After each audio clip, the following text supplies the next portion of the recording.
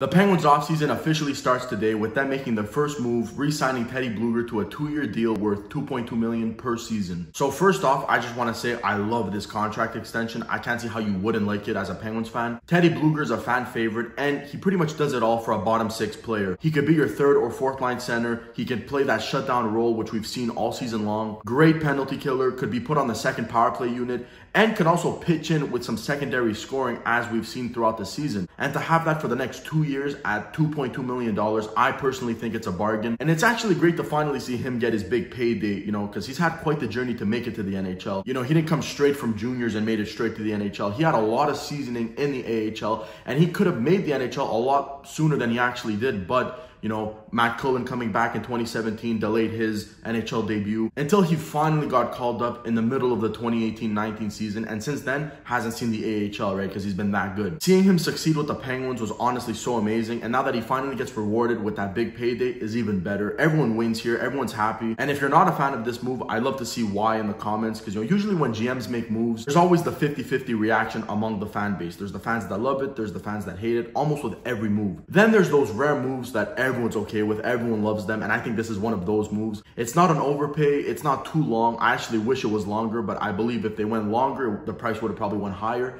So I think overall, great contract for both sides. Now let's move on to that fun stuff, and that's the expansion draft, right? What happens with this expansion draft? Who gets taken, and will Blueger be left unprotected? With this contract, I think you have to protect Teddy Blueger. It makes no sense if you don't. So assuming the Penguins use the 7-3-1 format, which they will, makes no sense why they wouldn't. You have Crosby, Malkin, Gensel, Russ. I'd say Kapanen, McCann, and then Blueger. I think that's my top 7. There's no reason why it shouldn't be the top 7. I heard a lot of reports saying at one point they were going to protect Jeff Carter. I love Jeff Carter, and I hope he comes back, but it makes absolutely no sense why you should protect him. There's absolutely no reason why the Penguins should lose one of Blueger or McCann to keep Jeff Carter, right? We love Jeff Carter, but at the end of the day, it makes no sense. He's 36 years old. And here's how I look at it. If Blueger or McCann are available, no brainer, that's who Seattle's taking. If you leave Jeff Carter unprotected, I don't think that's who Seattle takes, to be honest with you. I think, you could still keep Jeff Carter if you don't protect him. In my opinion, I think they take Zach Aston-Reese. So you could still keep Jeff Carter if you don't protect him. And it would suck to lose Zach Aston-Reese too. I think the Penguins need to give a pick or something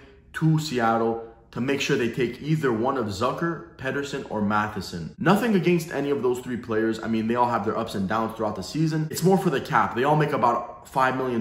Pedersen is just under $5 million. If you can get rid of one of those contracts without losing a Czar or even a Carter, I think that would be huge. Because as of right now, the Penguins only have $1 million. That's not going to get you anything. They still need to resign Cody Ceci, Zach Aston-Reese if they're not going to lose him to Seattle, and possibly to be active in free agency, right? So if you have, let's say, Seattle take Jason Zucker, give them a second or whatever they would ask for. Unless it's a first, then it's too much. And I'm actually a fan of Jason Zucker. I think he's going to be way better next year. I think this year it was just a down year. We saw how good he could be when he plays with Crosby. And if not Jason Zucker, one of Matheson or Pedersen. I think Matheson was okay for the Penguins last year. I actually really liked his game. But again, that contract, if you can get rid of it, it wouldn't be the end of the world. Or Marcus Pedersen, but I do think you could trade Marcus Pedersen. He is a younger defenseman, not a terrible contract, and he's got some sort of upside. How's it going, everybody? I'm just editing this video, and I'm looking at myself in confusion because I completely forgot to mention Brandon Tanev. I'm shocked. My bad. I haven't made a video in 2 months. My fault. But let me just address it real quick right here. I don't think you need to protect Brandon Tanev, to be honest. I think Seattle looks at his contract as a bad one still. Although he's got tremendous value to the Penguins, I think to the rest of the league, you look at that $3.5 million for the next 4 years. I don't think you jump at that. So maybe they take him. I don't think so. So I don't think you need to protect him. You stick with the Blueger, the McCanns, those guys. Those are guys that they're going to take. So you protect them at all costs. Brandon Tanev, they might take him. I don't think they will. So that's why I don't think you need to waste a protection spot on him. Anyways, get back to the video. Thank you for watching. My dream scenario would be, like I said, the 7 players that I mentioned to be protected. You give them a pick or something to take Zucker, so now you have that cap off the books, and you get to keep a guy like Czar and Jeff Carter. And then afterwards, maybe trade one of Matheson or Pedersen Probably not Matheson. I don't think he has much value, and I actually like his game. So possibly Pedersen because he's got more value. Right there off Zucker and Pedersen, you're saving up almost $10 million. You can actually do some damage in free agency, get a solid player or two, and re-sign a guy like Cody Ceci or Czar, right? So I think that would be perfect if the Penguins can do it. It'll definitely be interesting what they got in store, right? It's not going to be easy. The way I'm saying it, it's a lot easier said than done. It's going to be tougher, right? Seattle's not going to just help the Penguins for no reason. They're going to want something back if we're forcing them to take a guy like Jason Zucker. It's definitely going to be a fun month or so, and I'm very excited to see what Ron Hextall does in his very first offseason. So far, he's 2 for 2. The Jeff Carter trade and this great extension for Teddy Blueger. So that's it for the video. I will be making a lot more videos throughout the offseason because I think the Penguins aren't done here, of course.